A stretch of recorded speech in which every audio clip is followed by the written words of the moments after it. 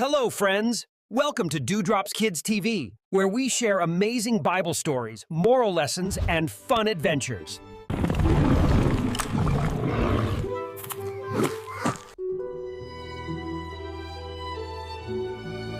This is the story of a mountain wrapped in smoke, a promise made of stone, and the gift of a path that leads to life. After God had rescued his people, the Israelites, from slavery in Egypt, he led them through the great desert. They traveled until they came to the foot of a mighty mountain called Sinai. The people set up camp, looking up at the towering peak. God had brought them here for a special purpose, to make a covenant, a sacred promise with them. He wanted them to be his own special people, and to show them how to live together in freedom, safety, and love. God called their leader, Moses, up the mountain to meet with him. The mountain trembled, a thick cloud descended, and lightning flashed at its peak. Thunder rumbled so loud the whole camp shook. The people watched in awe and fear. The Lord was coming down on Mount Sinai in fire. The sound of a trumpet grew louder and louder. It was a holy, terrifying, and wonderful sight. God was showing his great power and holiness. From the heart of the cloud and fire, God spoke. His voice, like the sound of many waters, gave his people 10 great rules for life.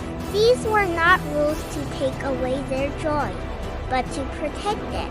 They were like loving guardrails on a dangerous road, or a wise parent's instructions to a child. First, God spoke about who he was. You shall have no other gods before me.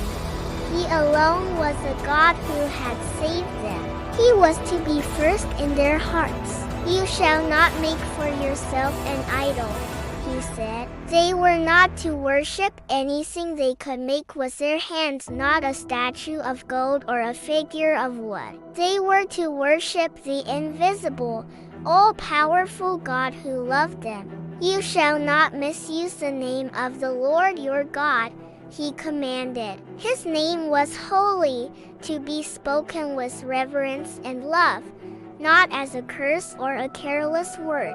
Finally, remember the Sabbath day by keeping it holy.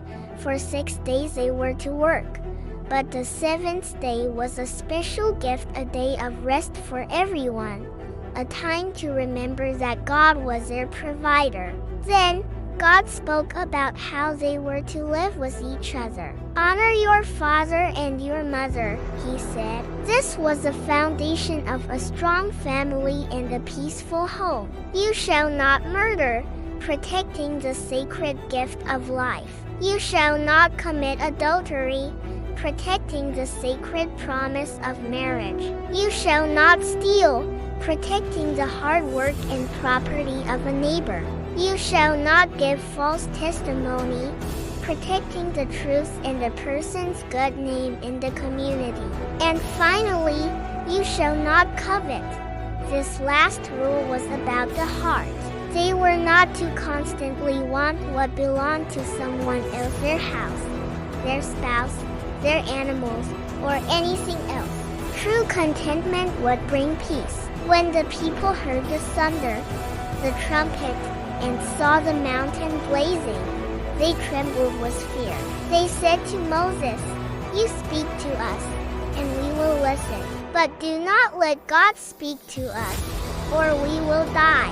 They understood the awesome holiness of the one who gave these rules. So Moses went back up into the thick darkness where God was. And there, with his own finger, God wrote these 10 commandments on 2 tablets of stone, a permanent reminder of his covenant. They were a gift, a clear map for a new way of life. They showed that to love God with all your heart meant you would not put anything else in his place. And to love your neighbor as yourself meant you would protect their life, their family, their truth, and their property.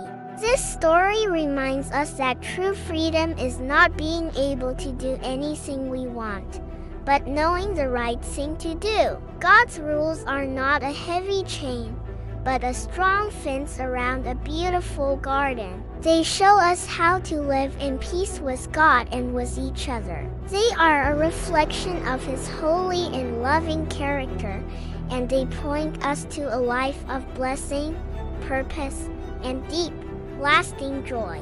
Be a good Samaritan today. Like and subscribe for more Bible stories.